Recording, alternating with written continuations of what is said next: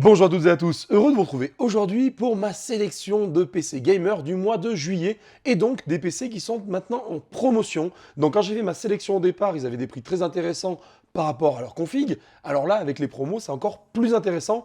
Comme d'habitude, tous les liens dans la description pour trouver les PC dont je vous parle. Ça peut être intéressant pour vous. C'est parti!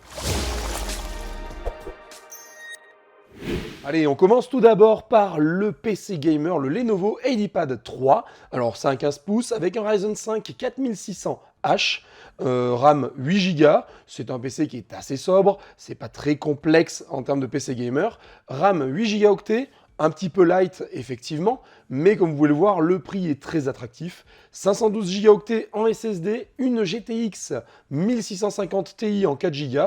Alors attention, il n'a pas de système d'exploitation ce PC, donc il faudra penser à prendre un petit système d'exploitation à côté. Maintenant, on en trouve des pas très chers sur le net pour à peu près 15 €, vous avez un système d'exploit. Donc c'est très intéressant, affiché au prix de 659 €. Donc on est vraiment sur un petit PC gamer. Pour moi, c'est un peu de vraiment, enfin on peut le dire, hein, c'est de l'entrée de gamme du gaming. Vous pourrez faire tourner des petits jeux type Rocket League. Après, du Fortnite tournera, du PUBG va tourner.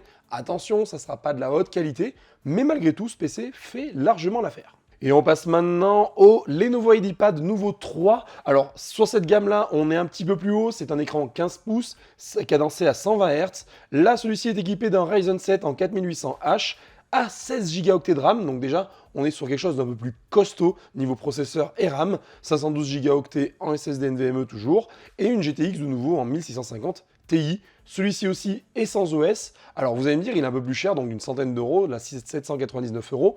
Tout simplement parce qu'il a plus de RAM et un processeur un petit peu plus avancé.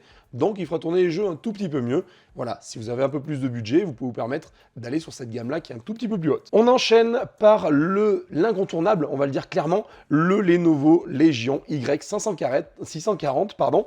Je le présente plus, PC, vous le connaissez, c'est un écran 15 pouces avec un i5 en 9e gen, 8 Go de RAM. Donc on est un peu limité sur le processeur vu que c'est un i5 pas un i7. On a 8 Go de RAM avec un stockage 512 Go, une RTX 2060 à l'intérieur. Donc là on passe vraiment sur la gamme au-dessus, enfin au-dessus non, à peu près équivalente au 1650 Ti.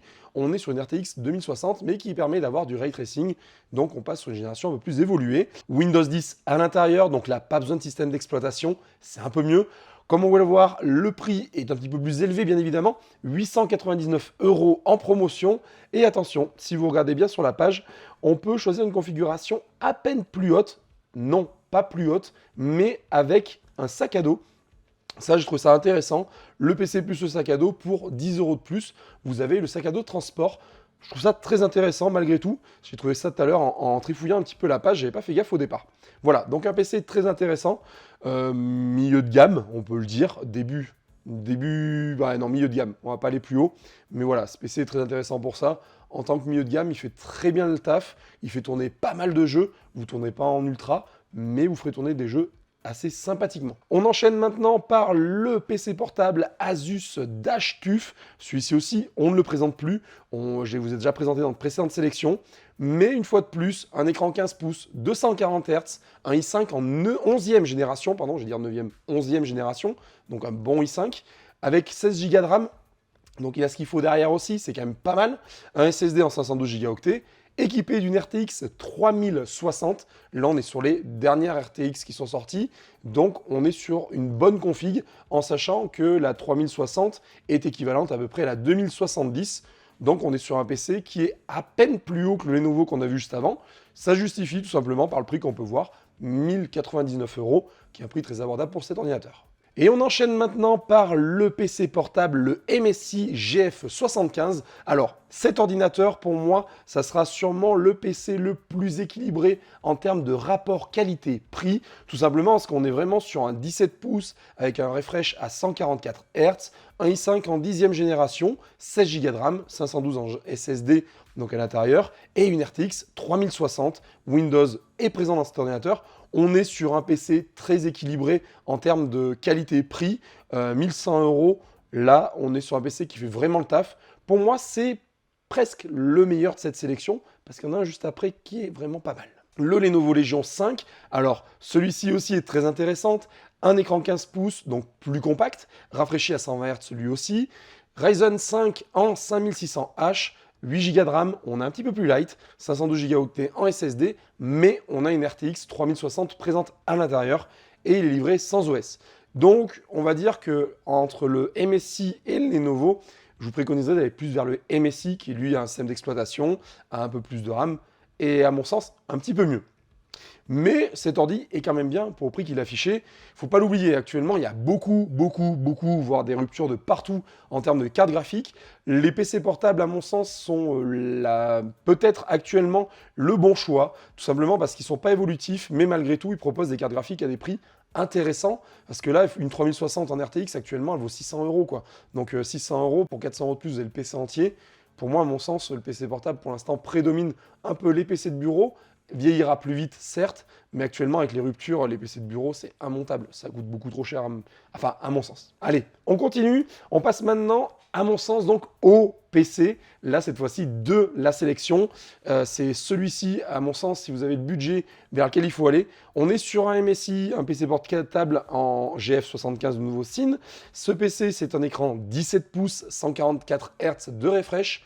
On est sur un i7 de 10e génération, donc là on monte en gamme quand même avec les i7, 16 Go de RAM à l'intérieur, 512 Go en SSD, et il est équipé d'une RTX 3060. Alors vous allez me dire, petit bémol, il est livré sans OS. Oui, 15 € d'OS, c'est pas grand chose, mais par contre, comme vous pouvez le voir, on a directement un sac à dos. Et ça, c'est quand même cool, parce que pour le prix, je trouve que c'est vraiment très bien placé. Une 3060, un i7, un beau refresh, à ce prix-là, on n'en trouve pas beaucoup actuellement. Donc pour moi, c'est l'occasion de se faire plaisir si vous avez les moyens. Et on termine maintenant par le PC portable gamer, l'Asus A17. Alors, il est dans cette sélection, vous allez me dire, il est un peu cher pour la configuration qu'il a. Effectivement, 1169 €. Il est équipé d'une GTX 1660 Ti, donc on est quand même sur une 2 générations en dessous des cartes graphiques actuelles. Malgré tout, c'est des cartes graphiques qui se défendent très bien sur le papier et qui font vraiment le taf. Par contre, cet ordinateur, donc un 17 pouces avec un Ryzen 7 4800H, donc un très bon processeur, 16 Go de RAM, 512 Go en SSD. On est sur un très bon ordinateur. Alors après, à choisir, j'irai pas sur cette sélection vers cet ordi par rapport à ce que je vous dis juste avant. Le MSI juste avant est vraiment l'équilibre parfait, avec en plus de ça, un sac à dos, rapport qualité-prix imbattable à mon sens. Voilà pour ce qui est de cette sélection des PC de juillet 2021. Alors, c'est en solde tout de suite. Je vous assure pas que les prix vont tenir longtemps.